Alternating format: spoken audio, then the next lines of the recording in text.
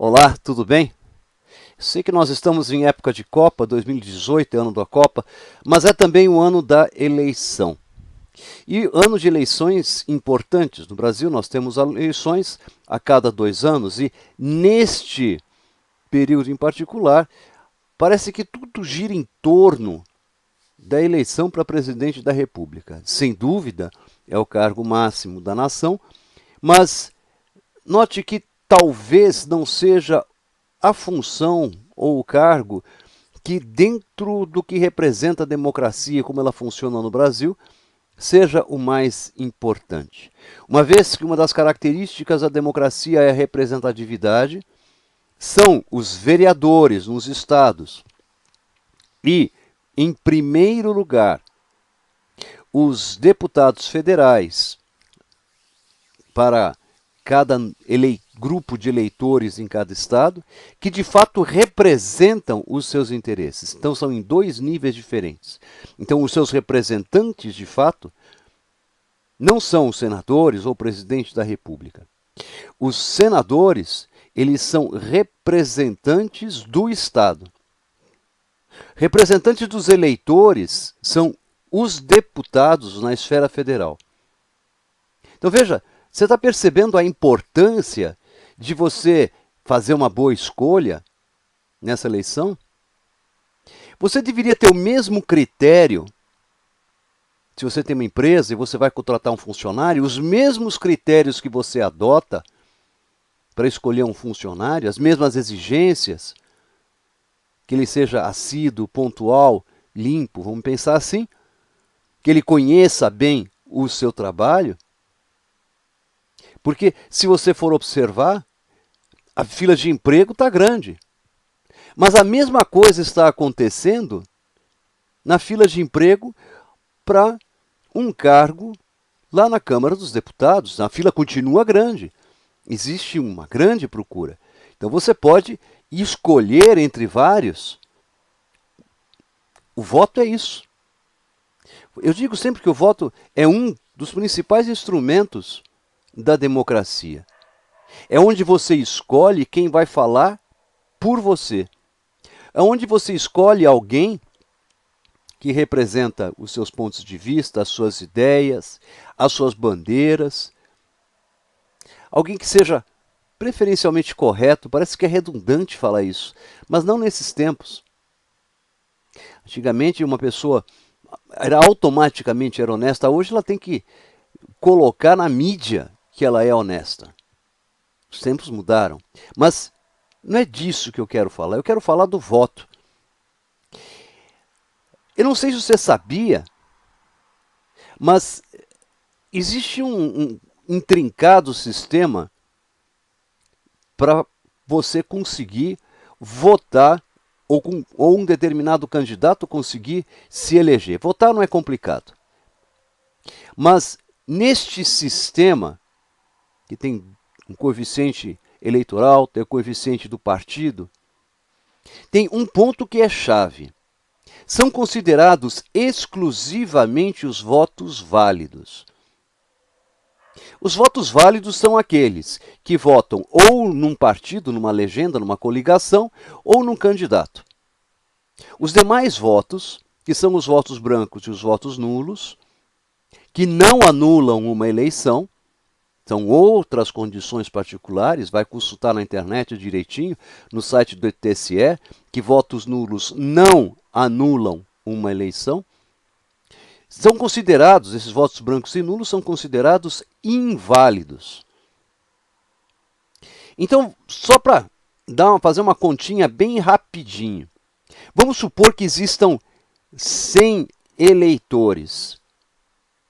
E aquele candidato precise, por exemplo, de 50% dos votos válidos, vamos fazer uma conta fácil, para se eleger. Se 100% votarem votos válidos, esse candidato vai precisar de 50 votos para se eleger. Agora, vamos supor que 20% desses votos sejam brancos e nulos. Então, o total de votos válidos vira 80. 50% de 80 são 40 votos. Isso significa que esse candidato precisará de menos votos para se eleger. Então, o voto branco, o voto nulo, a meu ver, como rebeldia, como voto de protesto, é uma tremenda burrice. Porque, você não expressa o seu ponto de vista. Você não está expressando nada. Porque o voto branco e o voto nulo são votos inválidos, que não são sequer contabilizados. Eles só entram em estatísticas. Mas, de fato, eles prejudicam a eleição, uma vez que os deputados e os vereadores, na verdade, todo o quadro de eleito, vai precisar de menos votos para se eleger.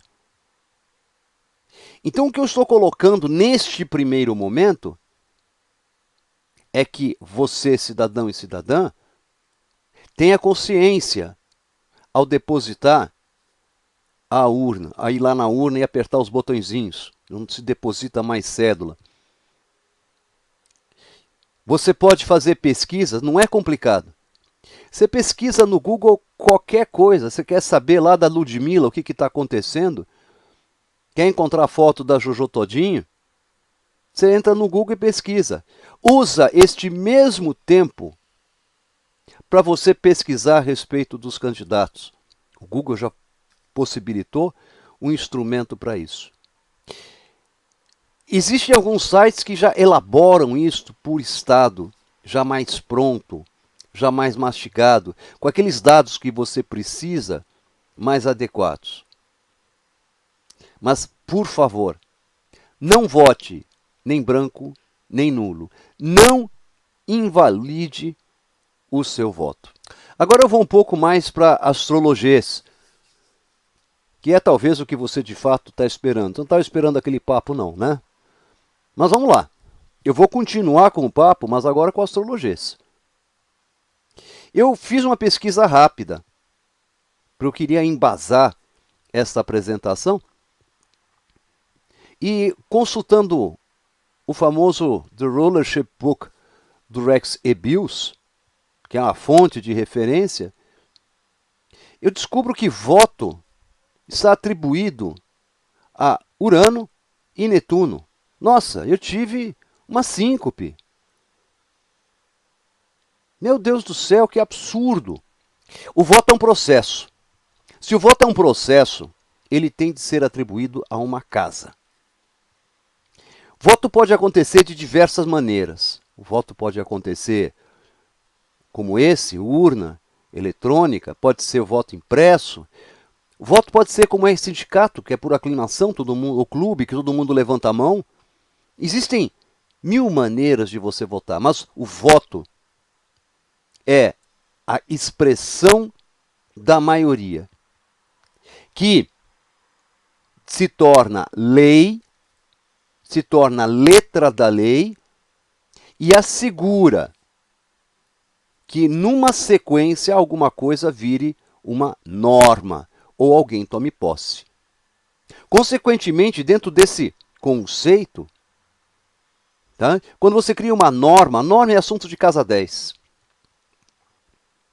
A autoridade que toma posse, ou seja, está legalmente constituída, é assunto de casa 10. Consequentemente, o voto é assunto de casa 9. Veja, é uma coisa de maioria. Até o perfil de uma eleição de aclamação, como foi por muito tempo, Senado romano, as eleições eram feitas dessa forma, é alguém que conduz, que conta, que está numa espécie de um púlpito, da mesma forma que alguém que faz uma palestra, que é assunto de casa 9. Agora, quem vota? Se eu for pensar no caso de uma nação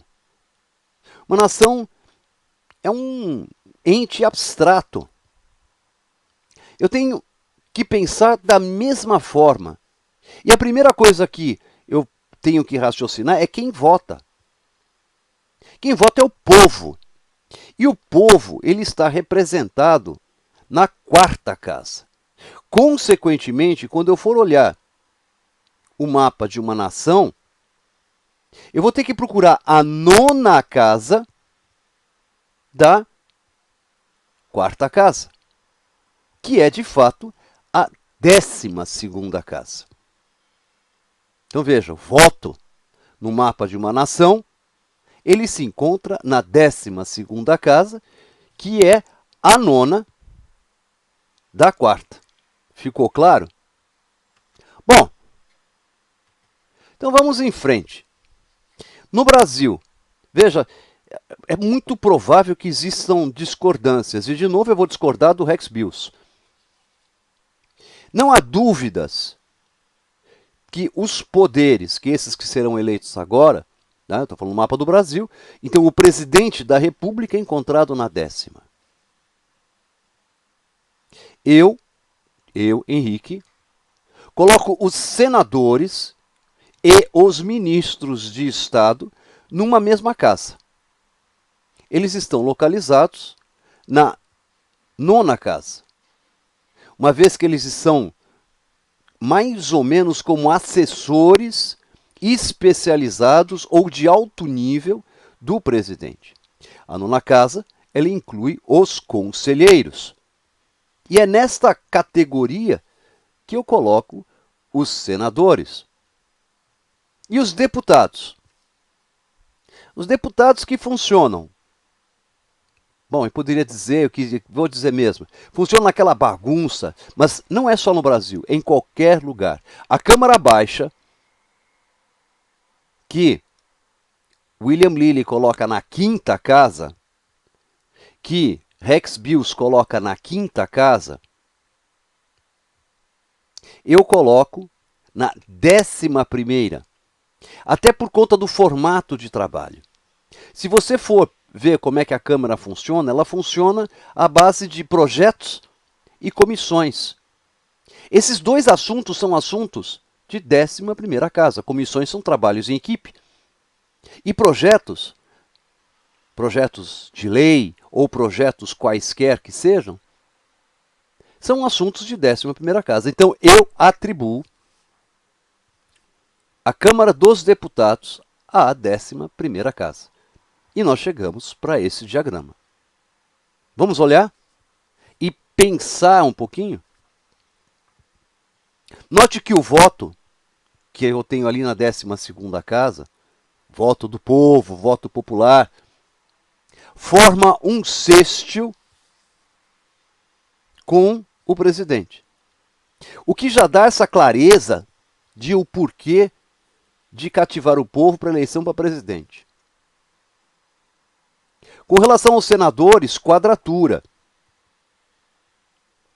Então sempre há algum probleminha numa eleição para senador.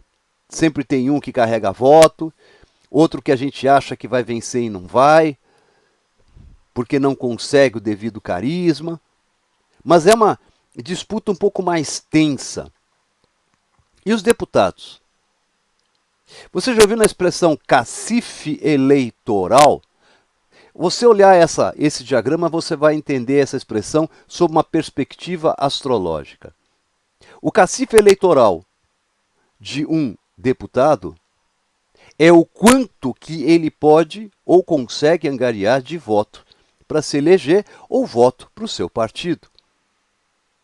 Bom, se você entender esse diagrama, o voto é a 2ª casa da 11ª. Ou seja, é o dinheiro, é o cacife, é o valor, são os bens, dos deputados. Você entende essa minha lógica? Por que eu coloco dessa forma? Bom, e o povo? O povo se opõe ao presidente. Não tem relação com os senadores. Não tem relação com os deputados. Então as casas entre si não têm relação. Então, com o perdão da palavra, sob esta perspectiva astrológica, a democracia não tem uma representatividade. Sob esta perspectiva astrológica, o povo ele, como normalmente faz, ainda mais que o brasileiro é paternalista, espera tudo da figura do presidente, que a gente sabe que não governa sozinho, ele tem que fazer um combinado com as duas casas, e veja como é que ele se coloca astrologicamente entre as duas casas, entre o Senado e a Câmara, que é conhecido por Congresso. Ele tem de se balançar entre os dois para conseguir trazer uma resposta para o povo. Aí fica lógico, fica claro, o entendimento, até por uma questão de timing, porque que os governos populistas no Brasil passaram por uma fase de sucesso e, da mesma forma, em função do mapa astrológico do Brasil, por que esse retorno à ideia do período militar? O próprio mapa do Brasil traz essa ideia. A proclamação da República foi um golpe militar. Vamos passar a interpretar o mapa do Brasil? Para início de conversa, vamos tentar trazer o que nós estudamos até o presente momento para o mapa do Brasil. Note, eu uso um mapa que talvez seja diferente de muita gente, os dados estão colocados aí, e não vou discorrer a respeito, mas ascendente Peixes, país do futebol, país do samba, da corrupção, repleto de rios, tem uma fronteira marítima enorme, reservas marinhas espetaculares, enfim, dá para discorrer um monte. Eu tenho um artigo escrito sobre isso na Constelar e tem o professor Darcy também escreveu um artigo sobre isso. Então chegamos uma hora próxima, embora utilizando métodos diferentes, os dois com ascendente em peixes. Mas note o povo. Vamos começar do povo, porque é o povo que vota. No mapa do Brasil, o povo está representado pelos signos de Gêmeos, regente Mercúrio, que está na 7ª casa. A 7ª casa é a casa dos inimigos da nação. Mercúrio está domiciliado em Virgem. É um povo que tem o seu valor, é um povo trabalhador. Mas sempre que houver astros dentro da casa, eles serão mais importantes que o astro que os governa, mais importantes que o regente. E nós temos dois formando uma conjunção estreita, que são, respectivamente, Júpiter e Lua. Nenhum dos dois astros está bem. A Lua está no 12º signo de seu domicílio, então Gêmeos é considerado um signo desafortunado para a Lua, e Júpiter está no seu exílio. Então essa condição diz que o povo tem até qualidades, mas se dispersa, promete muito, se dá tipicamente aquilo que nós conhecemos do povo do jeitinho, que se adapta, que é flexível. Tá crise, mas ele dá um jeitinho de... Ele vai vender sorvete. Tá difícil, mas ele vai dar um jeito de arrumar o seu troquinho. Não é nem de dinheiro, é o seu troquinho.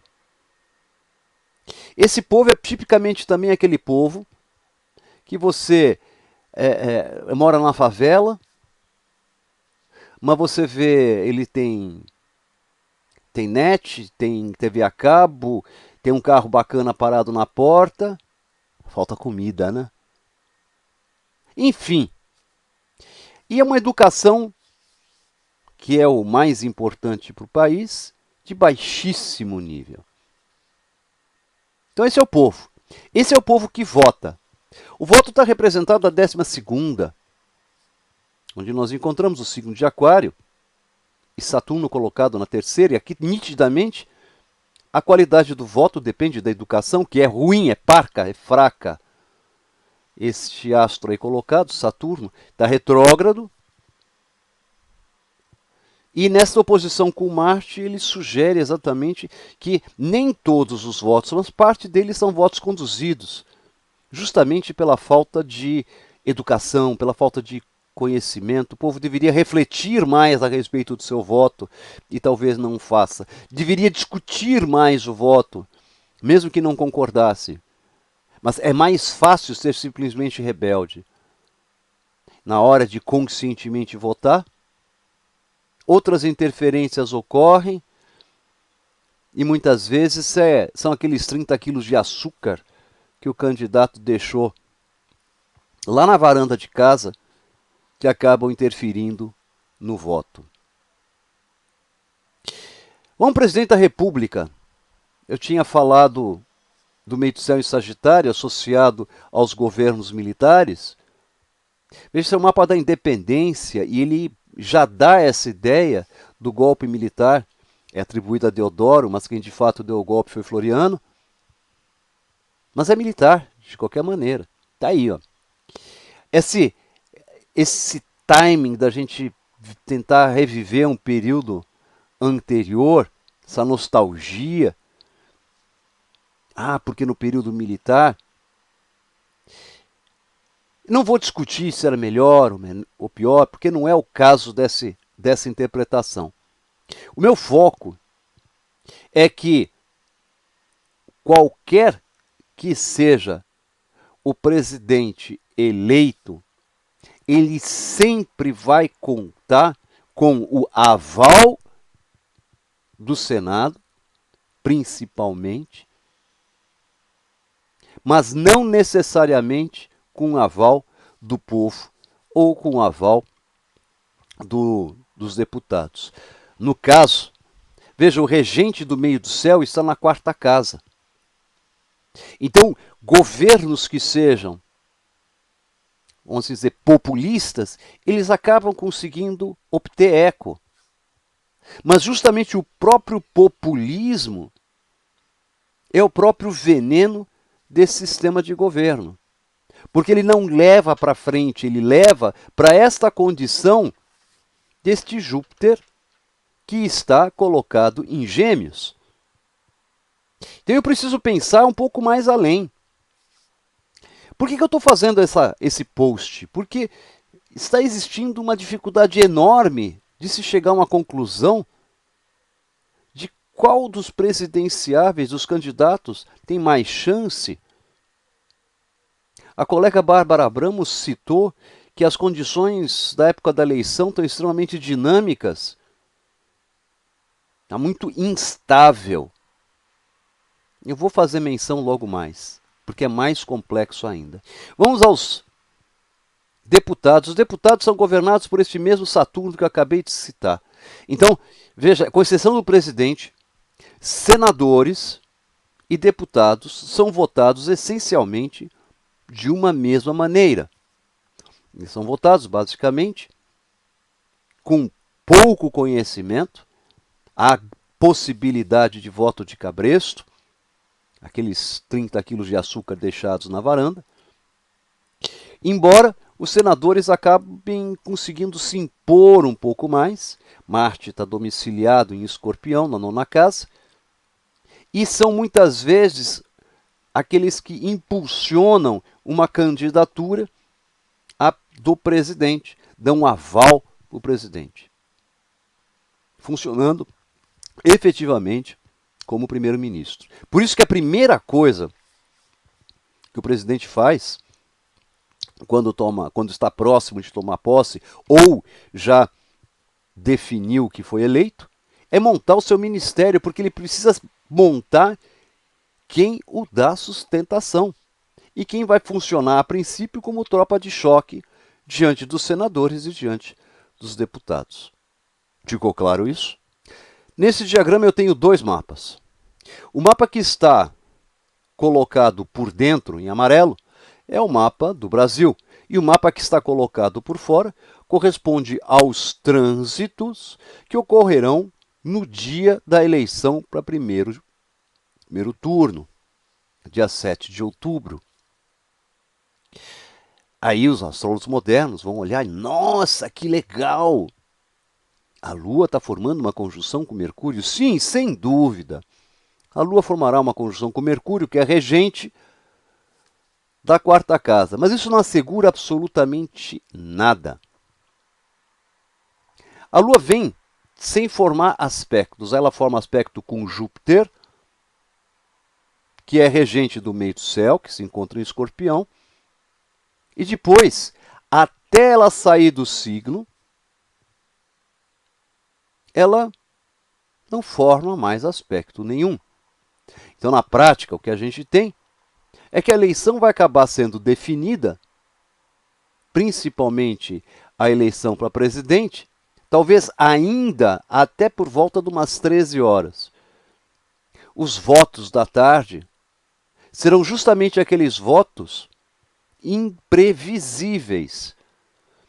Os votos que podem tanto favorecer um candidato como prejudicá-lo, pensando na eleição presidencial.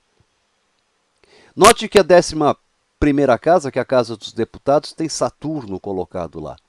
Então, para quem está com expectativa de renovação, esqueça. Por dois aspectos, práticos inclusive. O primeiro deles, a gente sabe que são os mesmos nomes que estão aí. E aqueles que não são os mesmos nomes são os filhos deles que estão aí. Então, não dá para a gente pensar em renovação, e esse Saturno está aí bem colocado, representando exatamente essa continuidade daqueles que vão te representar. Mas note, quem vota é você, eu. Então, o voto consciente, um voto válido, consciente, é fundamental para tentar contornar isso. Não é só porque o Henrique disse, vote conscientemente. Dentro desse pacote de deputados federais, já que haverá continuismo, existem deputados de valor. Não dá para colocar todo mundo dentro do mesmo saco e nivelar por baixo. Você quer votar quer a volta dos militares? Tem mais de 50 militares se candidatando. Eles estão ali, dentro da democracia, se submetendo ao voto. Vote neles. Se você acha que você precisa pensar em ambientalismo ou alguma coisa, escolha um candidato ambientalista, escolha um candidato que represente os seus pontos de vista e as suas ideias, mesmo que seja dentro do continuismo. Com respeito a senadores, eu também não acredito em grandes mudanças, em grandes problemas. A Vênus colocada ali, ela claramente diz para não se esperar novidades. Serão essencialmente os mesmos figurões, não há nenhuma grande novidade. E sinto dizer que mesmo para presidente, este mapa já sugere que sim, haverá segundo turno, mas eu não posso contar com novidades também neste campo para presidentes.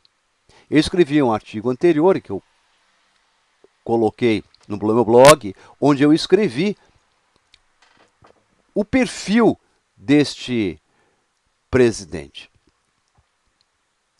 Então, eu particularmente, eu não acredito que a gente tenha novidades com respeito a esse período de transição. A distância entre as expectativas e o que de fato vai ocorrer é muito grande. Não para este momento. A gente terá mudanças um pouco mais para frente, mas isto ainda não é para este momento.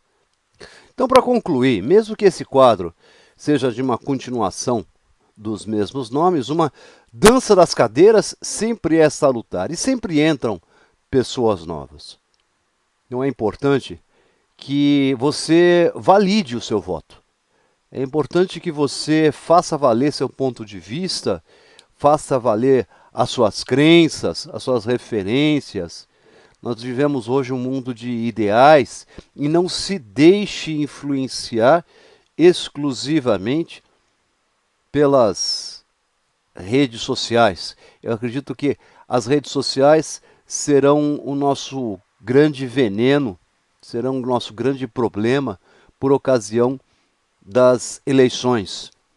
Note que nós já temos Aquário colocado na 12ª casa, que é a casa do voto, e Marte estará transitando nesta região, pela qual ele inclusive retrogradou anteriormente. Então ele está dentro daquela espaço do zodíaco, aquela área do zodíaco, entre as duas estações. Eu não acredito que as redes sociais sejam um divisor de águas, mas que com certeza terão alguma interferência na eleição como um todo, terão. Você vai se deixar levar por isso? Espero que não. A gente se encontra na urna.